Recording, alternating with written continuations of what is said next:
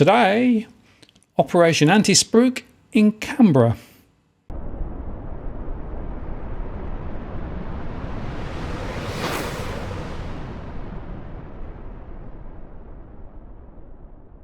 Hello again, it's Martin North from Digital Finance Analytics, web that is Post, covering finance abroad news with a distinctively Australian flavour. Well, we continue our series on Antispruik at the moment, thanks to Cookie for providing the raw data. And for those of you who've been following the series, what we're doing is just highlighting price reductions listed on the portals across Australia. Actually, there are more and more being reduced, so it's getting a bigger and bigger task. Today I'm focusing on Canberra, and I should add that this is just a random selection of properties where there have been price cuts. We're not actually suggesting anything other than that, but when you put it together, the trend is actually quite consistent. And as always, as well as looking at the data from the listings portals, we'll also look at the data from my core market model to get some sense of the characteristics of that particular postcode. So let's get started. And the first one is postcode 2600, Yarralumna. And this one is a 4-bedroom, 2-bathroom, 2-car property on 705 square metres, listed 93 days ago on the 16th of June, shown on the 17th of July at 2.45 million, and now on at 2.39 plus. That was based on the 16th of August. And if we look at the postcode data, you can see that there are around 3,500 households. About 38% own outright, 31% are borrowing, and 30% are renting. And going down the list, mortgage stress does show itself here. Now, of course, we define mortgage stress in cash flow terms, money in, money out, rather than a set percentage of income. We also have stress amongst rentals. That's something that we'll see quite consistently, I think, across the ACT based on the data. And overall financial stress is at 47%. Looking at the price scenarios, and we look at the best case scenario, assuming that rates don't go up much higher and come down later, and the economy continues to grow. The base case is where rates continue to rise and stay relatively high over the next year or so, but then ease back. And the worst case scenario is they stay high and go even higher, in fact.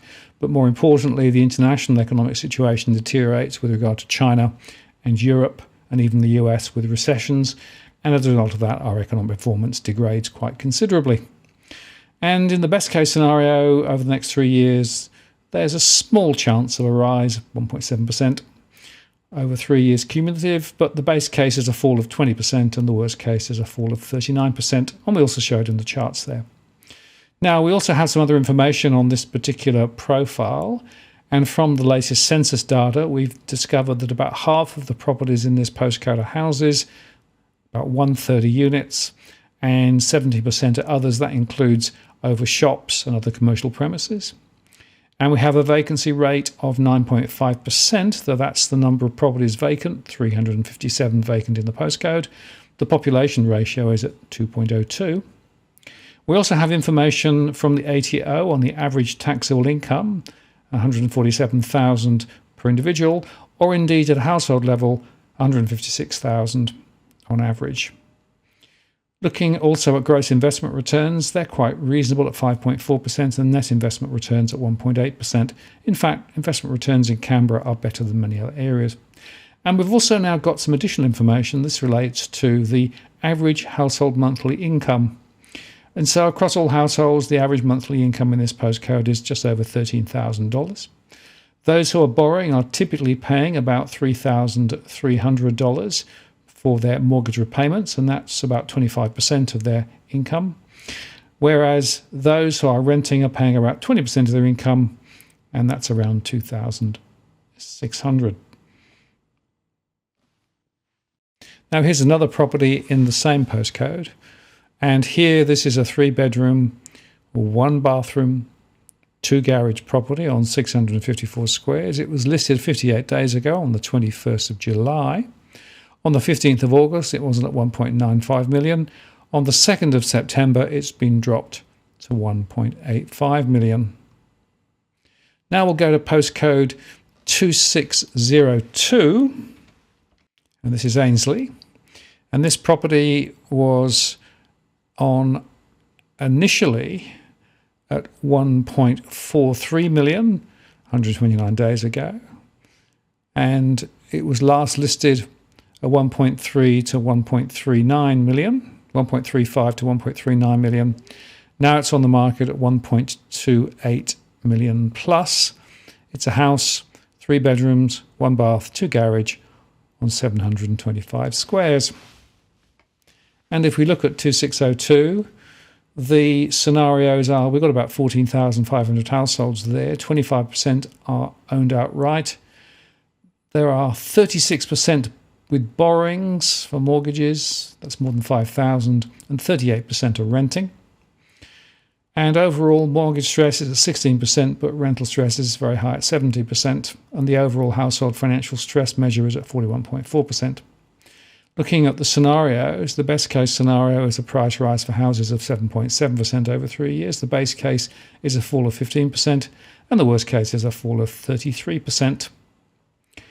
Looking at the property profiles, 55% are houses, 21% are units, and 23% are other types of property, including those over commercial premises and shops. The population ratio is 2.20. And there was 1,091 vacant properties on census night, or 7.4%.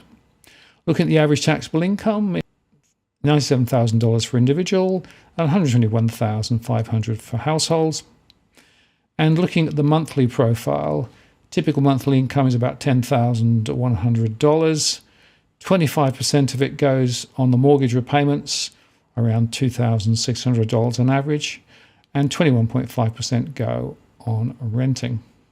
Now we're going to look at 2604, and this particular property was listed 246 days ago on the 14th of January 2022. Has a gross rental yield of 1.88%. 3 bedrooms, 1 bathroom, 2 garages on 770 square metres. And it was last on the 21st of February at $2.05 to $2.1 million. On the 13th of July, it was dropped to 1.89 million. Now, if we look at the profile of this particular postcode, there are around 6,000 households, 19% own outright, 35% are borrowing, 45% are renting. There are about 26.1% of those borrowing in mortgage stress, but 65% in rental stress, and overall financial stress is 57%. From a price scenario perspective, the best case for a house over 3 years is about 4% higher. The base case is a fall of 17%, and the worst case is a fall of 36%. Looking at the gross investment returns, it's 5.5%. The net investment returns on average 2.2%. So this particular property has a relatively low return relatively to the market there. Looking at the property profiles, 30% are houses, 60% are units, and 9% are other types of property. The population ratio is 1.83, and there's a vacancy rate of 10.4% on census night, or 663 properties reported vacant. From a taxable income perspective, individual average taxable income is $112,000, and per household, the average is $106,000. And looking at the monthly income, typically around $10,000. Average mortgage is 24.5% on average income at $2,580. And the average rental is 23.6% or $2,492. Now we'll go to postcode 2607.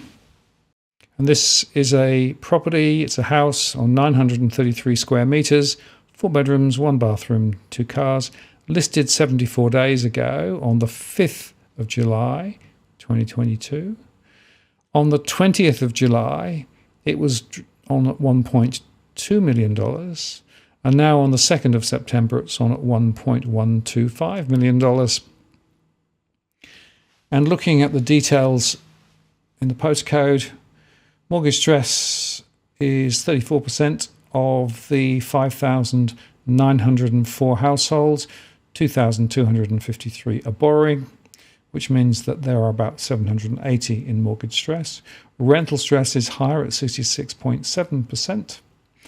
Looking at the scenarios, the best case is up 6.2% over 3 years. The base case is a fall of 16%.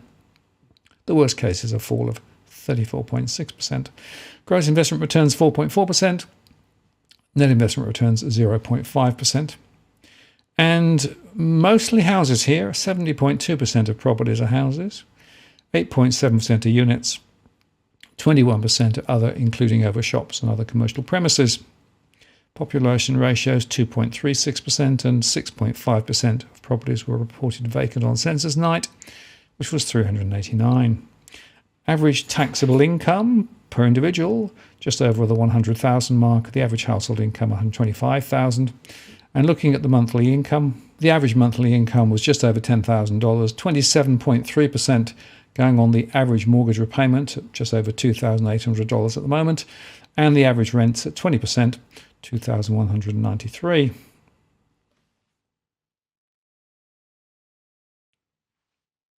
And here's another property in the same postcode, and this one was a 4-bedroom, 2-bathroom, 2-garage house on 2,712 square metres, listed 72 days ago on the 7th of July. On the 5th of August, it was listed at $1.85 million. On the 20th of August, it was dropped to $1.75 million. Now we'll go to postcode 2611. And this particular example is a house, 4-bedroom, 2-bathroom, 2-car, 58 days ago on the 21st of July. On the 1st of September, it was listed at $995,000. On the 9th of September, it was dropped to $899,000 plus. And looking at my data once again, we've got about 14,000 households in the postcode, of which 25% own outright, 52% are borrowing, and 22% are renting. And 34.8% of those with a mortgage are in stress. That's more than 2,500. 65% are renters, and overall financial stress in the households are 42%. The scenarios are best case up 6.9% over 3 years cumulative, base case fall of 15.5% over 3 years, and the worst case down 34% over 3 years. The gross investment return is at 4.5%, but the net investment return, which is after all the costs of managing the investment property, is around 1.3%. Looking at the property profiles, 69% are houses, more than 9,000, 13% are units, and 17% are other types of accommodation, including over shops and other commercial premises. Population ratio is 2.44%, and there was a 5.5% vacancy return from the census, or 783 properties vacant. Average taxable income, according to the ATO, is around $94,700. The average household income, according to the census, is $129,000. The monthly income is around $10,700. The typical borrower is paying 24.2% of income, or $2,600, whereas renters are on average paying 20% and $2,243 a month. Now we'll go to 2612. And here in Turner, it is a 3-bedroom, 1-bathroom, 1-car house on 1,222 square metres, listed 52 days ago on 27th of July. On the 27th of August, it was on at 2.225 million. Now on the 14th of September, it's on at 2.15 million. And looking at the details once again, there are around 8,600 households in the postcode, of which 17% own outright, 29% are borrowing, and 53% are renting. 22% of those with a mortgage are in stress, 74% of renters are in rental stress, and the overall financial stress in the postcode is at 57.6%. From a scenario perspective, Best case is 6.1% over the next 3 years. The base case is a fall of 16.8%, and the worst case is a fall of 35%. Looking at the property profiles, 20% are houses, 65% are units, and 14.2% are other types of property, including over shops and other commercial premises. Population ratio is 1.68. And on census night, 14.9% of properties were vacant, which was more than 1,430. The average taxable income is $99,800. The average household income is $123,200. Monthly income is around $10,200. 23.2% of average incomes go to pay the mortgage of $2,384 a month, and 23.8% of those renting, or $2,441, goes to paying the rent per month. Here's another example in the same postcode, and here in Reed, this is a house on 1.321 square metres, not much more information about the property. But it was on the 16th of August at 2.19 to 2.29 million. And on the 15th of September, it was on at 2.099 plus. Now we'll go to postcode 2615. This is Florrie.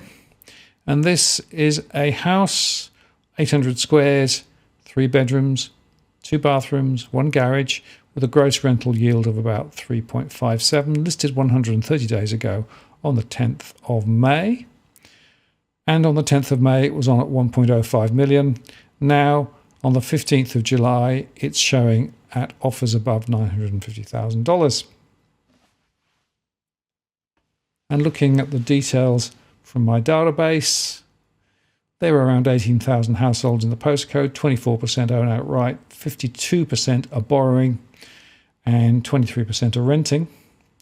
Amongst those who are borrowing, 22.7% are in mortgage stress, that's more than 2,000 households, 59% of renters are in rental stress, and overall financial stress is 33%. Over the next 3 years, best case scenarios are a rise in property values of 9.5%, the base case is a fall of 13%, and the worst case is a fall of 31%. Gross investment returns on average around 4.5%, and the net investment returns about 1%. In terms of property profiles, 84.9% are houses, 1.6% are units, and 13.4% are other types. Population ratio is 2.54. And in the census, 4.8% of properties were vacant, which is 862. The average taxable income is $81,800 from the ATO's database. And from the census data, $117,624 per household. And that translates to a monthly income of about $9,800. 24.5% is going on the mortgage, $2,400, and 21.4% on average for those renting at $2,093. Here's another one in the same postcode. This one is a 4-bedroom, 2-bathroom, 2-garage house on 1,014 square metres, and it's on at $900,000 plus. It was listed at $979,000 back on the 13th of July. And here's another one in the same postcode, some at McGregor, 4 bedrooms, 2 bathrooms, 2 garages on 1,049 squares, again a house. And on the 17th of July, it was on at 1.15 million. On the 8th of August, it was on at 1.1 million. Now we'll go to postcode 2617. And this is a 3-bedroom, 1-bathroom, 2-garage house on 802 square metres.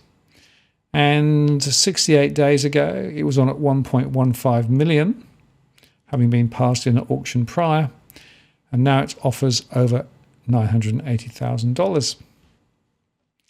And looking at the scenarios and postcode data, we find there's around 15,300 households there, 22% own outright, 35% are borrowing, 41% are renting, 20% of borrowers are in mortgage stress, but 61% of renters are in rental stress, and the overall financial stress measure is 41.7%.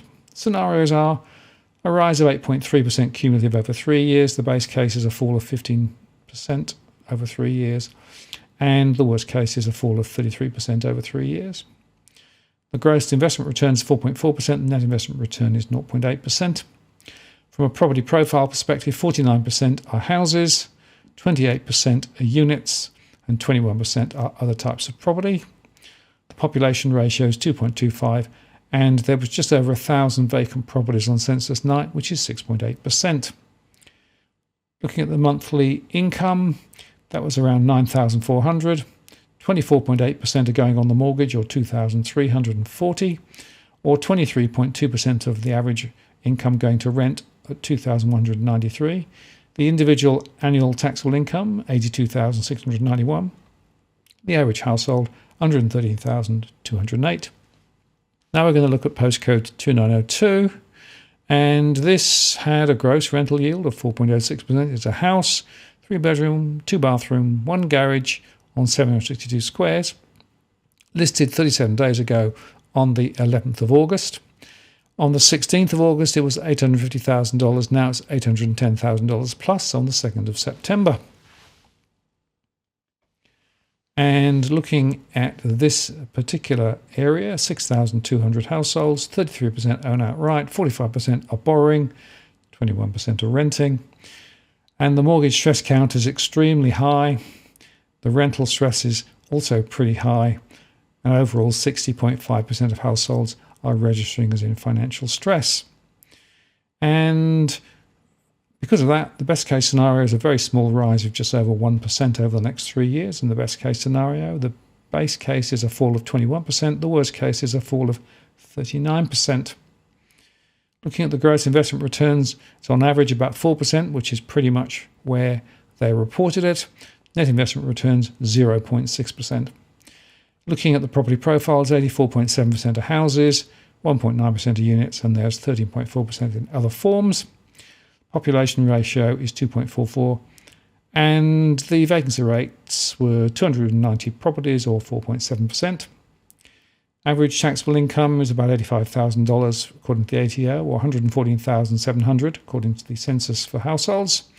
And the monthly income is around $9,500, 25% going on the mortgage, or $2,400, and 20% going on the average rental at $1,993. Here's another property in the same postcode, and this was listed 65 days ago on the 14th of July. It's a house on 1,089 square metres, 5 bedrooms, 3 bathrooms, 2 garages, and it was listed on the 26th of August at $1.89 million. Now, on the 16th of September, it's on at 1.7 million plus. Now we'll go to 2904. Now, this property was listed 93 days ago on the 16th of June. 4 bedrooms, 2 baths, 2 cars. It's a house. On the 13th of July, it was at $950,000 plus. Now it's at $895,000 plus on the 27th of July. And looking at the postcode data, 5,000 households there, 36% own outright, 48% are borrowing, 15% are renting, and 43% are in mortgage stress, just over 1,000. 90% of renters are in rental stress, and the overall financial stress measure is at 41.2%. Property price scenarios, best case 3% over the next 3 years.